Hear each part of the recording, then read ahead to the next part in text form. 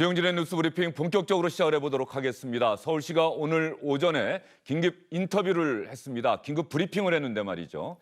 고 박원순 서울시장의 성추행 의혹과 관련해서 진상을 규명하겠다. 진상 규명을 위해서 외부 전문가가 참여하는 민관 합동조사단을 구성하겠다고 밝혔습니다. 서울시는 피해를 호소하고 있는 직원에 대한 2차 가해 차단을 최우선 과제로 삼겠습니다. 2차 가해가 확인될 경우 징계 등을 통해 엄정하게 대응하고 부서장도 문책할 것입니다. 서울시는 여성단체, 인권 전문가, 법률 전문가 등 외부 전문가가 참여하는 민간 합동조사단을 구성해 철저한 진상규명에 나서겠습니다. 민간 합동조사단 구성 운영으로 조사의 공정성과 객관성을 담보하겠습니다. 특보께서 그 전날 회의를 하셨다는 얘기가 지금 나오고 있는데 구체적으로 어떤 회의를 하신 거고 고소 사실 인지하신 건지. 그 부분에 대해서는 젠더 특보께서만 확인할 수 있는 사안이라서 제가 그 부분에 대해서는 어떤 말씀을 여기서 드리기보다는 그 부분도 역시 민간 우리 합동조사단에 의해서 밝혀질 내용이라고 저는 생각이 되고 강제 수사권이 없는데 전부 그 법률 전문가라든가 또 외부 전문가들이 충분한 어떤 그런 그 조사에 관한 경험과 지식 그리고 방법 등을 많이 가지신 분들이기 때문에 우리가 충분히 여성 단체 이런 데서도 이런 부분에 대한 전문성이 있기 때문에 이런 부분은 충분히 극복할 수 있다고 저희들은 판단하고 있습니다. 서울시 대변인의 브리핑 여러분 잘 들으셨죠? 장성철 공론센터 소장, 박진영 민주당 상근 부대변인, SBS 성혜영 논설위원과 함께합니다. 어서 오십시오. 안녕하세요. 오늘 오전 11시에 브리핑이 있었던 것으로 알고 있는데요. 네. 9시에 말이죠. 제 기억에는 이해찬 대표가 서울시가 이번 사건의 경위를 철저하게 밝혀주기 바란다라고 이야기를 했고 2시간 뒤에 서울시가 또 이런 구상을 발표를 했네요. 네, 시간 순으로 그렇지만 예. 사실 서울시의 오늘 발표는 예정이 돼 있던 발표고요. 예. 그 이해찬 대표는 당 최고위원 회의에서 그동안 사과가 좀 부족하지 않았느냐 하는 그런 지적에 따라서 당을 상징하는 이해찬 대표가 직접 사과에 나선 걸로 보이기 때문에 이해찬 대표의 지시에 따라서 했다 이런 인과관계는 성립하지 않는 것으로 보입니다.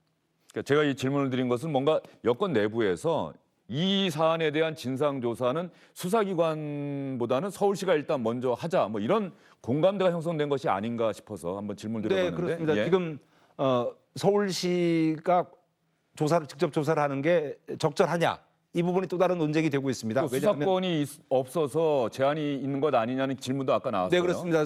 서울시 대변인이 밝힌 바에 따르면 인권 전문가, 여성 단체, 법률 전문가로 이제 외부 조사위원회를 만들겠다 이렇게 얘기를 했지만 사실은 이게 민간 조사단이기 때문에 수사권이라든가 법적인 강제력이 전혀 없습니다. 이미 이 사실에 대해서 진술할 수 있는 많은 서울시청 정무직 공무원들이 벌써 퇴직한 상태고요. 그래서 시간이 벌써 일주일 이상 전망했기 때문에 과연 이게 효과가 있을 것이냐 하는 우려가 나오고 있지만 어쨌든 지금으로서는 서울시가 믿어달라, 조사를 하겠다 이렇게 나선 그런 모양새를 갖춰가고 있지만 이게 야당의 공세라든가 여론의 흐름에 따라서는 또 다른 움직임이 있을 수 있다고 예상이 되고 있습니다. 장성철 소장은 어떻게 생각하세요? 상당히 부적절합니다. 서울시는 조사하는 예. 주체가 돼서는 안 됩니다. 서울시는 조사를 받아야 할 객체입니다.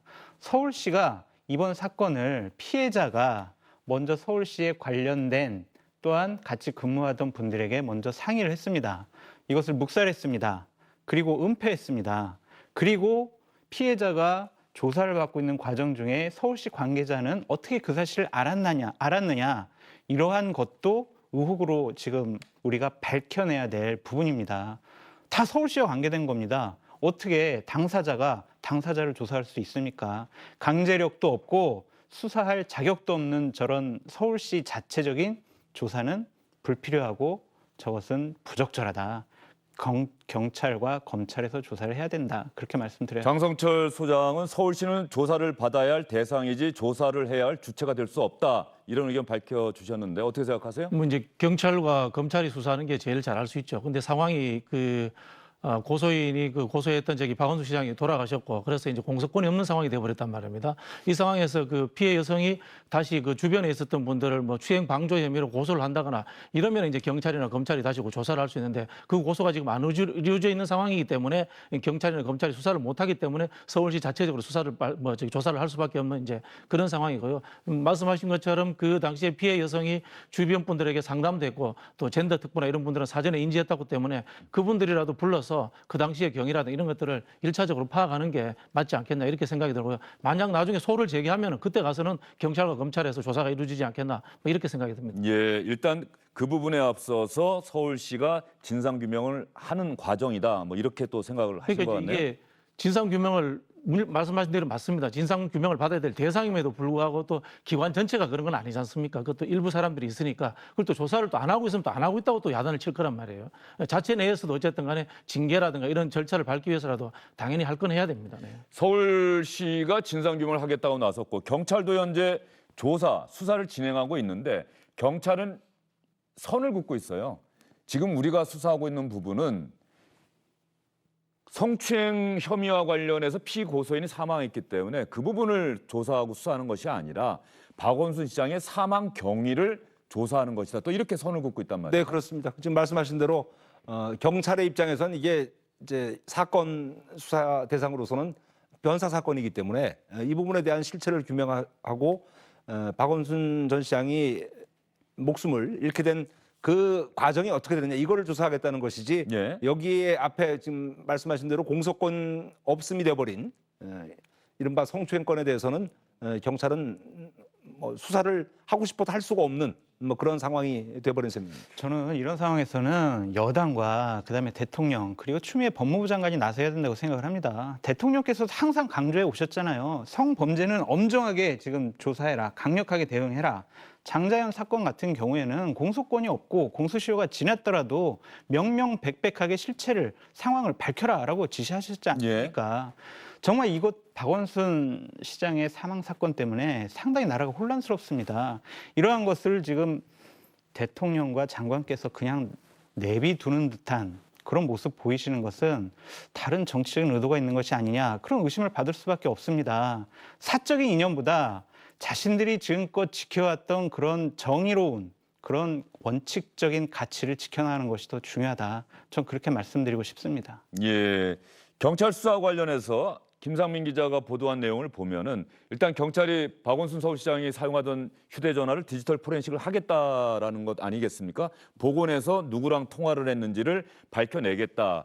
지금 현재 이 고소 사실이 사전에 또 사후에 직후에 박원순 서울시장에게 전달이 됐다. 이것 때문에 좀 많은 의구심이 제기가 되고 있는 상황인데 휴대전화를 디지털 포렌식을 하면은 적어도 누구랑 통화를 했는지는 알게 되니까 그렇죠. 그 단서가 될 수 있지 않을까 이런 기대가 나오고 있는데 경찰은 오늘 전 비서실장을 소환 조사한 것을 비롯해서 포렌식과 통신과 관련한 수사는 변사 사건 관련 내용으로만 한정해서 진행하겠다 이렇게 이야기를 하고 있어요. 대단히 조심스러운 또 태도를 보이고 있단 말이죠.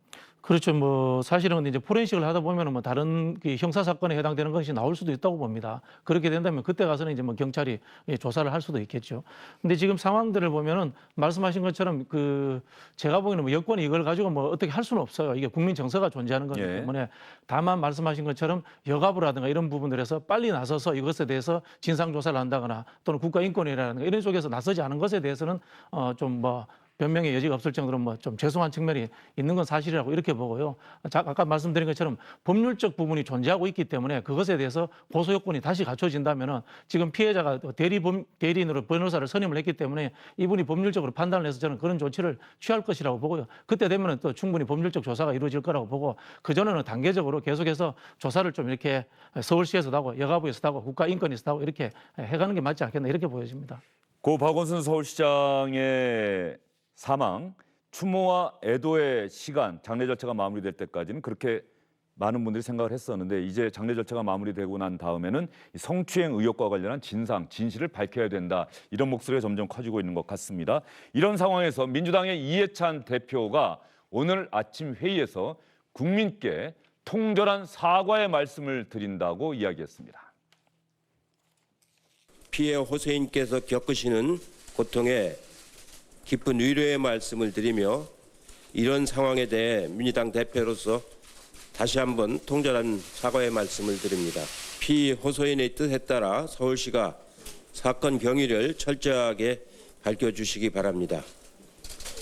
또한 피해 호소인에 대한 근거 없는 비난을 멈추고 당사자의 고통을 정쟁과 여론몰이의 수단으로 활용하지 않을 것을 다시 한번 간곡하게 부탁을 드립니다. 다시 한번 국민 여러분께 깊은 사과의 말씀을 드립니다. 이해찬 대표가 공식적으로 사과를 했고요. 민주당 여성 의원들은 왜 이 사안에 침묵하느냐. 어제 주영진의 뉴스브리핑에 출연했던 이인희 변호사도 일관된 태도를 보이지 않는다고 한다면 민주당 여성 의원들이 앞으로 어떤 이야기를 하더라도 신뢰를 받을 수 없을 것이다. 이렇게 지적을 했었는데 그 이야기가 나가고 한 2시간도 안 돼서 민주당 여성 의원들이 입장을 발표했습니다. 오늘 남인순 민주당의 젠더폭력 대책 TF 위원장 남인순 의원도 최고위원 회의에 참석을 했는데 역시 비슷하게 사과의 이야기를 했습니다. 민주당이 상심했을 국민들과 그리고 피해 호소인 또 여성 인권을 위해서 노력하는 단체들께 진심으로 송구하고 죄송합니다.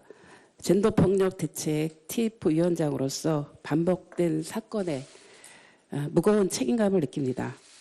무엇보다 피해 호소인이 현재 느끼고 있을 두려움과 당혹감에 마음이 아픕니다. 피해 호소인이 겪었을 고통에 대하여 위로와 사과를 드리며 무분별한 신상털기와 확인되지 않은 사실 유포 등 또 다른 가해가 중단되길 거듭 호소합니다.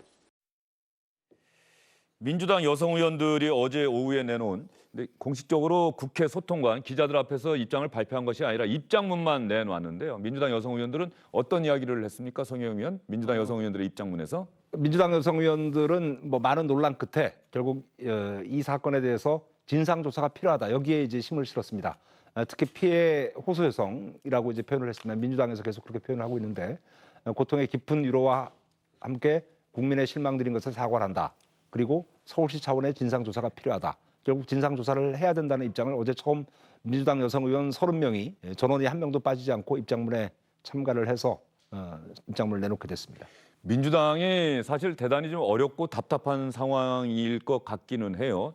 권인숙 의원, 80년대 부천서 선거문 사건의 또 피해자이기도 하고 그래서 권인숙 의원도 오늘 라디오 방송 인터뷰에서 냉정하고 정확하게 문제를 밝혀야 한다. 고소인 측의 진상조사에 참여도 열어둬야 한다. 이런 취지로 이야기를 했습니다.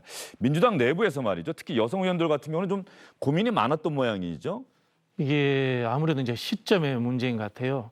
추모 분위기 속에서 일찌감치 피해 여성의 문제와 재발 방지책을 너무 빨리 꺼냈을 때 이 추모하는 분들의 정서라는 것들을 또 위해할 수도 있고 이러다 보니까 고민하다 보니까 국민들이 보기에는 조금 늦게 나오지 않았나 뭐 이렇게 좀 안타까운 표현을 할 수 있는 그런 상황이 된 것 같은데요. 그래도 뭐 내용은 어쨌든 간에 피해 여성에 대한 보호와 재발 방지 이런 것들에 대해서 전반적으로 검토하겠다는 말씀을 하셨고요. 금방 그 권인숙 의원 같은 경우는 이 고소인 쪽의 참여까지도 보장을 해서 되지 않겠느냐라는 좀 진일보된 의견을 냈기 때문에 좀 지켜봐 주시면 좋겠습니다. 네. 예, 알겠습니다. 어쨌든 민주당 여성 의원들이 논란 끝에 고민 끝에 어제 오후 늦게 입장문을 발표를 했다. 저는요, 고통스럽겠지만 박원순 전 시장과 많은 인연이 있으실 거예요. 그렇기 때문에 예전에 했던 행동들을 그대로 신속하게 하기는 되게 어려웠을 거라는 이해가 있습니다. 하지만 도덕과 윤리와 규범이 우리 진영에는 엄격하게 하고 다른 진영에는 좀 관대하고 하고 이런 식으로 해야지 우리 쪽에는 관대하게 하면 그런 분들을 어떻게 믿을 수 있겠습니까? 2018년도 1월 30일 더불어민주당 여성 의원들은요. 서지현 검사 미투 사건이 발생했을 때 모두 모여서 이런 얘기했습니다. 제가 잠깐 읽어드릴게요. 우리는 더 많은 말하기가 필요하며 고백과 증언 그리고 폭로로 이어지는 여성들의 행동과 움직임에 연대할 것이다. 같은 편에 설 것이다. 이렇게 정의롭게 말씀하셨어요. 이런 부분에 대해서 많은 국민들이 박수를 쳤고 지지를 했습니다. 그런데 지금의 모습은 너무나 실망스러운 것이다라고 말씀드려요. 예, 장서철 소장의 이 이야기는 뭐 팩트를 기반으로 뭐, 하는 거니까 굉장히 뭐 예. 아픈 이야기인데요. 그때 상황은 조금 다르다라고 말씀드릴 수 있는 게 이제 피고소인이 돌아가셨기 때문에 그 상황이 좀 있기 때문에 좀 어쨌든 좀 마음의 불편함이라든가 이런 것들을 더는 시간을 좀 가지고 싶지 않았나 뭐 이런 생각이 듭니다. 박원순 서울시장이 또 생전에 예. 시민운동가로서 서울시장으로서 참 열심히 살아왔던 사람이다라고 하는 또 그런 평가가 또 동시에 존재하기 때문에 마지막에 이 성추행 의혹과 관련해서 뭐 민주당 내부에서 입장 표명회가 쉽지 않았을 것이다라고 생각을 했는데 오늘 이해찬 대표의 공개적인 사과로 민주당 입장은 정리됐다 이렇게 볼 수 그렇죠. 있는 겁니까? 네. 예. 한 가지만 더 좀 비판하고 싶은 게 자칫 잘못하면 2차 가해로 우리가 생각할 수 있는 많은 좀 막말들이 나왔어요. 박원순 시장은 맑은 분이다. 그리고 그럴 뿐이 아니다. 그리고 저분이 저런 극단적인 선택을 한 것은 그 사건을 해결하기 위해서 극단적인 선택을 하신 것이다. 이런 식의 얘기를 했습니다. 이런 당내의 의원들의 발언에 대해서도 이해찬 대표는 입단속과 사과를 해야 되고요. 기자들에게 욕설을 한 부분에 대해서는 대리 사과가 아니라 본인의 육성으로 직접 사과를 해야 된다. 저는 그렇게 강하게 말씀드리고 싶습니다. 예, 알겠습니다. 장서철 소장이 상당히 강하게 이야기를 했고 이 박진영 부대변인은 어쨌든 좀 곤혹스러운 모습을 좀 보이긴 했는데 네, 뭐 이제 내용들을 보자면요, 이제 일부 댓글을 갖고 이제 언론이 좀 뻥튀기한 뭐 그런 측면도 있고요. 기자 욕설은 뭐 어쨌든 거친 표현을 쓴 것은 잘못된 거죠. 근데 아시겠지만 장례위원장이라는 게 상주에 위치지 않습니까? 상주에 위치인 사람에게 이렇게 와서 이제 취재하는 분은 또 당연히 취재를 해야 되는데 본인 입장에서 굉장히 좀 힘들죠. 이런 상황에서 좀 본인도 의식하지 못하게 나온 측면이 있고 참. 그럴 것 같습니다. 이해찬 대표가 그때 대답을 이 자리는 그런 이야기할 자리가 아니지 않겠습니까? 그렇죠. 나중에 장례 절차 마무리되고 난 다음에 이야기합시다라고 했으면 아무 문제가 없었을 텐데 네. 좀 그때 상당히 많이 뭐 좀 감정이 흥분하셨던 격해있던 것 같아요. 상황이었습니다. 네. 예, 알겠습니다. 그러면 이 상황에서 조금 전에 이해찬 대표와 남인순 의원의 이야기를 여러분께 들려드렸으니까 지금 저희가 앞부분만 짤막하게 보여드릴게요. 다시 한번. 이미 아까 여러분께 보여드렸던 이야기를 다시 보여드린 건데 이해찬 대표가 고 박원순 서울시장을 고소한 여성을 어떻게 표현하는지 그 부분만 잘 들어봐 주시기 바랍니다. 제가 이해찬 대표 얘기 가다가 그 부분 지나가고 나면은 또 남인순 의원 이야기가 또 나갈 거예요. 똑같은 표현이 사용이 됐다. 이 점을 여러분께 말씀드리려고 하는 겁니다. 피해 호소인께서 겪으시는 고통에 깊은 위로의 말씀을 드리며 이런 상황에 대해 민주당 대표로서 다시 한번 통절한 사과의 말씀을 드립니다. 피해 호소인의 뜻에 따라 서울시 민주당이 상심했을 국민들과 그리고 피해 호소인 또 여성 인권을 위해서 노력하는 단체들께 진심으로 송구하고 죄송합니다. 젠더 폭력 자, 지금 고 박원순 서울시장을 성추행 혐의로 고소한 직원 피해 호소인이다 이렇게 표현을 하고 있어요. 성현님은 어떻게 보셨습니까? 이번 사안이 불거지면서 처음 등장한 표현입니다. 과거에는 뭐 미투 사건이라든가 성추행 또는 뭐 성폭력과 관련된 사안에서 피해 호소인이라는 표현은 한 번도 등장하지 않았었습니다. 뭐 과거에 안희정 전 지사나 오거돈 전 부산시장의 경우에도 마찬가지였고요. 그런데 이번에는 피해를 호소하는 피해 호소인이라는 개념이었고 이런 용어를 이해찬 대표하고 남인순 최고위원도 썼고요. 서울시 대변인은 피해를 호소하는 여성 직원이라고 했습니다. 그런데 조금 전에 12시 조금 전에 이른바 민주당의 제일 앞서 달리는 유력한 대권 주자인 이낙연 의원은 예. 피해 고소인이라는 또 표현을 썼습니다. 그만큼 이제 분위기가 바뀌고 있다는 상황 논리에 따른 표현법 아닌가 싶은데요. 어쨌든 법률상으로 피해 고소인이라는 말도 없는 단어긴 하지만 이낙연 의원이 피해 고소인이라는 표현을 썼다는 건 고소인이라는 단어에 조금 더 무게를 둔 것 아니냐, 그리고 또 피해자라는 걸 좀 더 부각한 것 아니냐 이렇게 보여집니다. 다만 앞에 피해자라고 하는 걸 부각한 표현이 아니지 않습니까? 오히려 피해 고소인이라고 하면 예. 피해를 입은 사람이 고소한 게 되니까요. 가치 중립적인 좀 표현 같은데요. 저는 피해자라고 왜 이야기를 민주당이 안 하고 있느냐 이 문제를 한번 얘기해 보려고 지금 이 문제를 그런데 꺼낸 이제 거거든요. 고소인이라고 하면 예. 고소인이야 이 고소의 결과가 나중에 이제 사법부의 심판을 받아서 무고가 될 수도 있고 사유될 수 있지만 피해 고소인이라는 이것도 처음 등장한 표현입니다. 예. 피해 고소인이라고 하면 피해자가 고소를 했다는 뉘앙스가 있기 때문에 저는 뭐 그렇게 해석이 됐습니다. 예, 피해자라고 하는 단순한 명료한 표현이 있는데 민주당에서는 공식적으로 피해 호소인이다라고 이야기를 하고 있어요. 근거가 뚜렷한 뭐 특별한 이유가 있는 겁니까? 뭐 그닥 뭐 중요하게 제가 보이지는 않는데요. 실제로 이제 피고소인인 박원순 시장님께서 돌아가셨기 때문에 공소권이 없어진 상황이다 보니까 애매하게 이렇게 상황이 된 것 같아요. 이 표현이 사실 제일 먼저 나온 건 서울시에서 나왔는데요. 서울시에 확인을 해보니까 법률적으로 공식적으로 이 피해 여성이 서울시에 요청한 바가 없고 여성 시민 단체가 피해 여성의 피해 호소 여성의 이 대리해서 이렇게 서울시에 제안을 했다. 이렇게 하면서 피해 호소라고 시민 단체가 있기 때문에 피해 호소한 사람이다. 이렇게 표현을 쓴 것이 아마 통상화되어서 아마 이렇게 쓴 것 같습니다. 네. 예. 그런데 오늘 그 답변이 나온 거 그러면 지금 말씀하셨으니까 그 부분은 오늘 서울시 대변인이 기자들과 일문일답에서 피해 호소 여성 직원 이렇게 표현하니까 기자가 질문을 했어요. 왜 피해자가 아니고 피해 호소 직원 이렇게 표현을 합니까? 대변인 뭐라고 답변했는지 한번 들어보시죠. 전부 다 피해를 호소하는 직원이라는 얘기가 나오거든요. 다른 이유가 있을까요? 현재 이 직원에 대해서 지금 뭐 피해를 아직까지는 뭐냐면은 우리 공식적으로 아직까지 그 피해에 대해서 우리 서울시에 공식적으로 이분이 말씀한 것은 아직까지 없습니다. 그리고 우리도 현재로서는 어떤 여성 단체를 통해서 이것을 접하고 있어서 그런 부분에 대해서는 우리가 현재로서는 뭐 그런 차원에서 우리가 말씀드린다는 것을 좀 이해해 주시면 좋겠습니다. 예, 지금 박진영 부대변인이 설명하신 내용을 서울시 대변인이 그대로 이야기를 했는데 서울시 대변인의 오늘 브리핑은 11시에 있었고 민주당 회의는 아침 9시에 있었단 말이죠. 그러니까 피해 호소인이라고 하는 이 표현, 피해자라고 하는 표현을 사용하지 않고 피해 호소인이라고 하는 표현을 사용하는 데 대해서 장성철 소장은 어떻게 생각하십니까? 적절하지가 않죠. 지금 서울시 대변인의 저 말은 무슨 말인지 솔직히 모르겠습니다. 결국에는 지금 여권에서 팽배하게 있는 분위기가 고 박원순 전 시장의 명예는 좀 지켜줘야 되는 거 아니냐 그런 생각 같은데 피해 호소인이라고 하는 것은 결국에는 피해자의 일방적인 주장이라고 나타내는 표현 같습니다.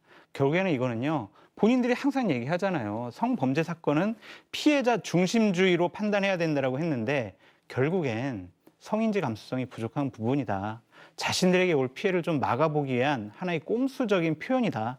그렇게 보여집니다. 예, 그러면 민주당이 아마 부대변인이 설명하신 것처럼 이제 피고소인 또 가해자로 지목된 고 박원순 서울시장이 극단적인 선택을 하고 세상을 떠났기 때문에 확인할 길이 없어서 현재로서는 그래서 아마 가치 중립적인 표현으로 피해 호소인 이 표현을 민주당이 사용하고 있는 것 같고 서울시도 사용하고 있는 것 같은데 뭐 조금 사례는 다르겠습니다만 과거에 민주당의 당직자들이 이런 비슷한 일이 일어났을 때 어떻게 이야기를 했는지 저희가 한번 찾아봤습니다.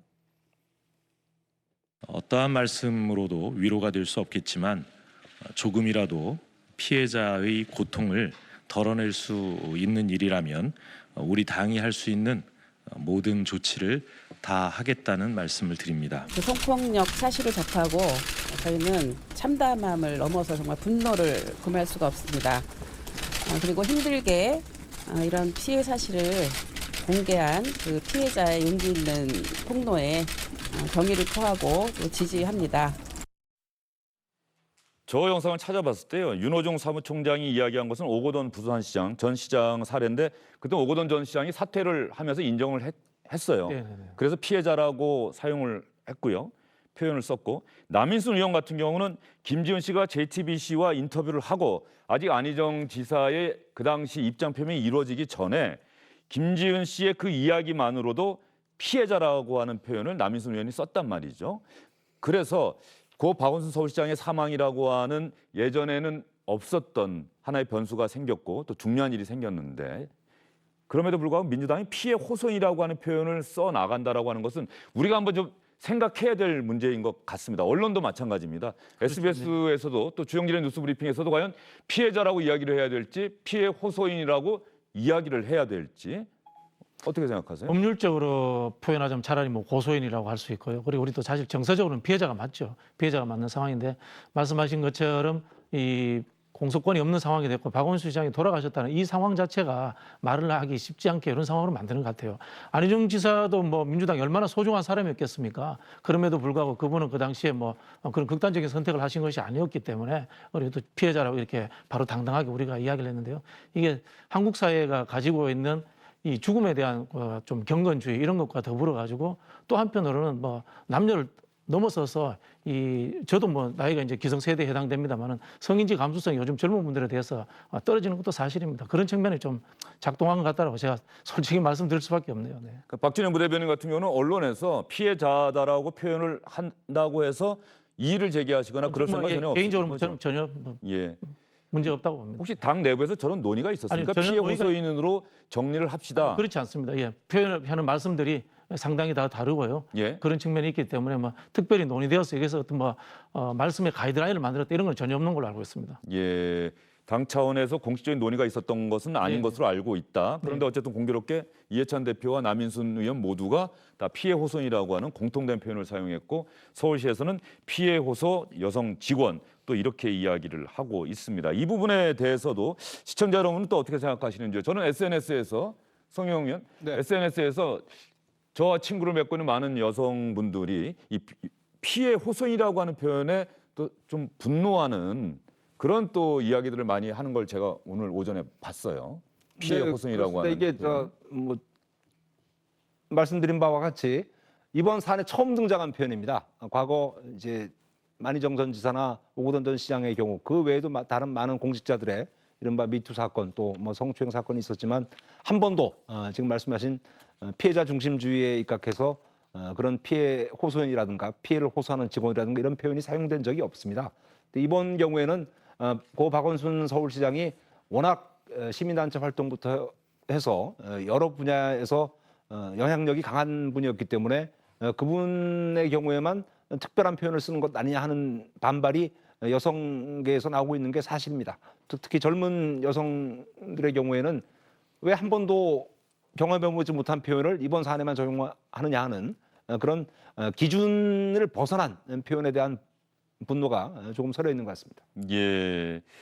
장석철 소장도 이 피해 호소인이라고 하는 표현을 들어보신 적이 있습니까? 처음 들어봤습니다. 어쨌든 피해를 호소하는 피해자라고 해야지 피해 호소인이라는 이러한 정말 처음 만들어보는 말을 하는 것 자체가 이분들이 아직도 지금 정신을 차리지 못했구나. 그러한 비판을 받을 수 있는 소지가 많습니다. 제가 오늘 오전에 봤던 SNS에서는 피해 호소인이라는 정체불명의 명칭을 듣고서 뭐 이런 단상을 또 올리신 분도 있습니다. 이 부분에 대해서 일단 정리가 좀 필요해 보이고요. 시청자 여러분도 좀 한번 생각을 해 주시기를 바라겠습니다. 2부에 이수정 교수가 나오시는데 성범죄 심리학자시죠. 또 여성 성폭력 사건의 이 피해 여성들의 심리 또 범죄인들의 심리를 참 잘 알고 계시는 분인데 이수정 교수는 또 어떤 생각을 갖고 있는지 피해자와 피해 호소인이라고 하는 표현에 대해서 이수정 교수에게도 한번 질문을 던져서 저희도 생각을 정리해 보도록 하겠습니다. 민주당은 송혜영 의원, 네. 좀 박진영 부대변인 또 잘 아시겠습니다만 한번 질문 드리겠습니다. 단체장 뭐 재보궐 선거가 있을 경우에 민주당 소속의 단체장의 잘못으로 네. 그 단체장의 자리가 비게 되고 재보궐 선거가 치러지게 되면 민주당 후보를 내지 않겠다. 이게 당원 당규에 적시가 돼 있습니다. 네, 맞습니다. 민주당 당원 96조 2항에 민주당 소속 선출직 공직자가 부정부패 등 중대한 잘못으로 직위를 상실해 재보궐 선거를 실시하게 되면 해당 선거구의 후보를 추천하지 않는다. 이렇게 적혀 있습니다.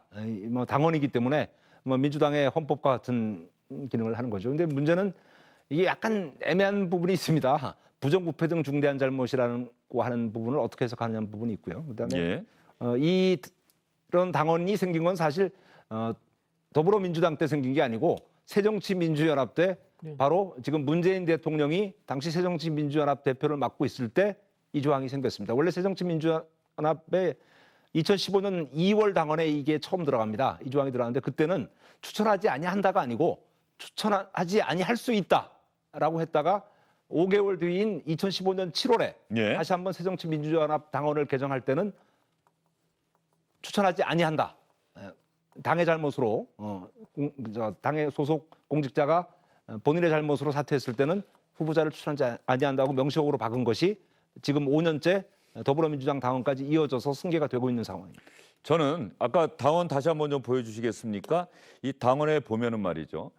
부정, 부패 등 이 사실 송영은 논설위원이 또 제 선배기도 합니다만 기자들한테 선배들이 교육시킬 때 등 웬만하면 쓰지 말라고 이야기를 하는데 대한민국의 지금 모든 분야에서 사실 저 등이라고 한 글자가 참 많이 등장을 해요. 네. 왜냐하면 뭔가 이렇게 줄임말 같기도 하고 저기에 또 모든 게 다 들어가 있는 것 같고 그래서 제가 지금 질문 드리고 싶은 것은 부정, 부패 등 중대한 잘못.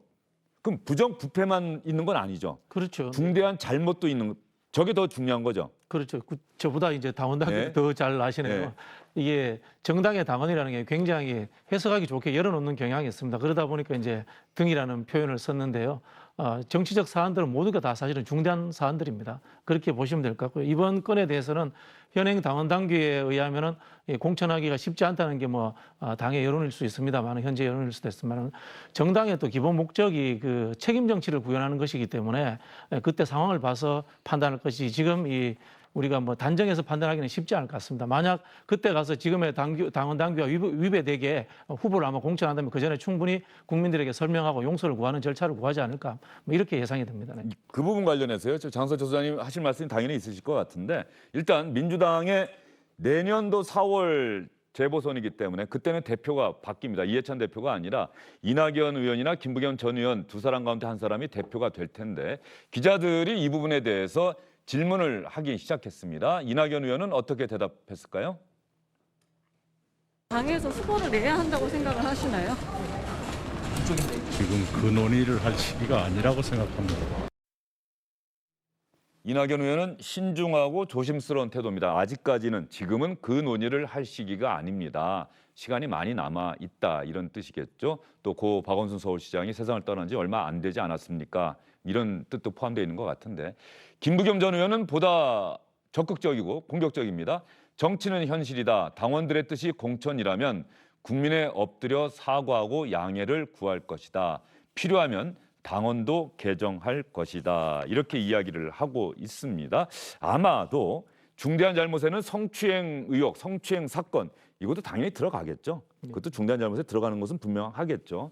다만 정치는 현실이기 때문에 민주당이 아마도 내년 4월 재보선에 후보를 공천 안 할 수는 없을 것이다. 이런 상황인 것 같은데. 저는 공천하면 안 된다고 생각을 합니다. 당원 96조 2항에 나와 있습니다. 부정부패가 뇌물 사건만이 아닙니다. 부정부패의 사전적인 의원은요. 바르지 않고 타락한 겁니다. 성범죄, 타락한 사건 아닙니까? 중대한 잘못 아닙니까? 자신들이 원칙으로 세웠고 규범으로 세웠던 것을 상황이 바뀌었다고 입장을 바꾼다? 당원을 개정한다? 과연 저 말이 김부겸 전 의원의 입에서 나오리라고는 저는 생각도 못했습니다. 원칙을 지키는 정당이어야 집권 여당으로서 존재 가치가 있다라고 말씀드립니다. 예, 장성철 소장이 아주 강하게 말씀을 해주셨는데 이 서울시장과 부산시장이라고 하는 자리가 또 유권자 살고 있는 시민의 인구 이런 거 감안한다면 집권당이 사실 후보를 내지 않고 그렇게 지나간다는 게 사실은 쉽지가 또 않을 것도 같아요. 정치적으로 보면 당연히 출마를 시켜야죠. 왜냐하면 1년 후에 바로 대선이 있지 않습니까? 어떻게 대선을 앞두고 광역단체를 그렇게 무방비 상태로 내버려 둡니까? 정치적인 이해관계에 따라서는 당연히 출마시켜야 하지만 저는 원칙과 약속을 지키라고 그렇게 말씀드리는 겁니다. 예. 뭐 비판의 여지는 충분히 있는 내용이고요. 그때 가서 뭐 어떤 판단할지 저는 뭐 현재 뭐 제가 알 수는 없습니다만은 이 당원의 의사와 또 상위 개념으로서 국민들의 의사도 존재할 수 있습니다. 책임져 어떻든 간에 정당이 책임져라 이런 이야기를 하실 수도 있는 거고요. 지금 상황을 한번 보시면 어쨌든 박원순 시장의 이 문제를 대해서 민주당이 맹폭격을 맞고 있지 않습니까? 비판을 받고 있지 않습니까? 이것도 한편으로서는 잘못된 것에 대한 책임 정치의 구현이거든요. 그런 측면을 좀 여유 있게 한번 봐주시면 좋겠습니다. 예, 미래통합당에서는 내년 4월 재보선 어떻게 생각하고 있는지 김종인 비대위원장의 이야기를 여러분과 함께 들어보겠습니다. 국민의 삶은 갈수록 피폐해지고 입에 담기에도 민망한 일들이 집권 세력 내외부에서 자꾸 벌어지고 있습니다. 정상적인 상황이라면 다음 선거에서 여당은 필패해야 마땅합니다. 내년 4월 7일에 실시될 서울시장 보궐선거나 부산시장 보궐선거에 대해서 비교적 좀 낙관적인 측면이 있다고 우리가 생각을 하고 있습니다. 성영 의원, 김종인 비대위원장은 낙관적인 생각을 갖고 있다. 낙관하고 네. 있네요. 뭐 이번 사안이 공교롭게도 다 이른바 성범죄와 관련된 사안들로 인해서 만약에 이제 보궐선거가 실시하게 되면 아무래도 그동안 불리한 정치적 지형을 좀 뒤집어 볼 수 있지 않을까 하는 기대를 갖고 있지만은 뭐 제가 보기에는 그러려면 야당이 잘해야 그것도 기대를 하는 것이지 뭐 지금 야당의 활동을 보면 뭐 그냥 기대는 기대일 뿐이지 않을까 하는 생각도 강합니다. 예, 통합당에서는 김종인 비대위원장도 어제 그런 이야기를 했는데 말이죠. 탄핵 이후에 통합당이 변하는 모습을 보여주지 못했다. 그래서 지난 4월 총선도 질 수 없는 선거였는데 결국은 야당이 심판을 받았다. 이제 내년 4월 재보선은 좀 달라져야 한다 이렇게 이야기를 했는데 뭐 마땅한 후보 찾고 변화하는 노력도 해야 되고 모습도 보여야 되고 김종인 비대위원장 체제가 할 일이 참 많네요. 맞습니다. 어쨌든 내년 4월 7일 이러한 재보궐선거 같은 경우에 대선에 준하는 그런 준비를 해야 된다고. 미니 대선이라는 얘기가 나올 수밖에 없겠죠. 저는요 전망해 봤을 때 무소속 대 무소속 후보가 붙지 않을까 하는 생각이 들어요. 왜냐하면 여당에서는 당원상 그리고 국민에게 약속을 지키는 그런 원칙적인 정당의 이미지도 주고 선거에 참여하지 않았다라는 비판으로부터 좀 자유롭게 하기 위해서는 친여 성향의 무소속 후보를 낼 가능성이 높다라고 생각합니다. 그러면은 명분과 실리 둘 다 취할 수 있다고 생각을 하거든요. 통합당은요? 왜? 통합당도 저는 친야 그런 무소속 후보가 나와야 될 것 같다는 생각이 들어요. 왜냐하면 아직도 국민들께서는 통합당 과연 너희들에게 우리의 삶을 맡길 수 있어? 라는 회의감이 있는 분들이 상당히 많습니다. 무소속 후보가 나가야 그래도 중도 그리고 여권의 비판적인 여권 지지자분들도 흡수할 수 있다. 그래서 여당이건 야당이건 친야 성향의 무소속 후보들끼리 내년 선거를 한번 치르는 것이 어떠냐 그렇게 말씀드리고 싶습니다. 예, 사실 아직 좀 이르긴 합니다만 어쨌든 간에 서울시장과 부산시장 자리가 공석이 됐고 내년 4월에 재보선이 치러지고 민주당은 좀 고민이 많겠습니다. 당원에 의하면은 사실 후보를 내기가 좀 어려운 상황이고 그래서 김부겸 전 의원은 국민들한테 질책받고 국민의 의견에 따라서 필요하다면 당원도 바꾸겠다 이렇게 이야기를 하고 있는데. 그렇죠. 이제 국민들이 그 당시에 1년이 지난 후에 어떻게 생각하실지가 가장 중요한 저는 판단 기준이 될 거라고 그렇게 보고 싶습니다. 네. 예, 알겠습니다. 세 분과의 이야기는 여기까지 듣도록 하겠습니다. 긴 시간 수고 많으셨습니다.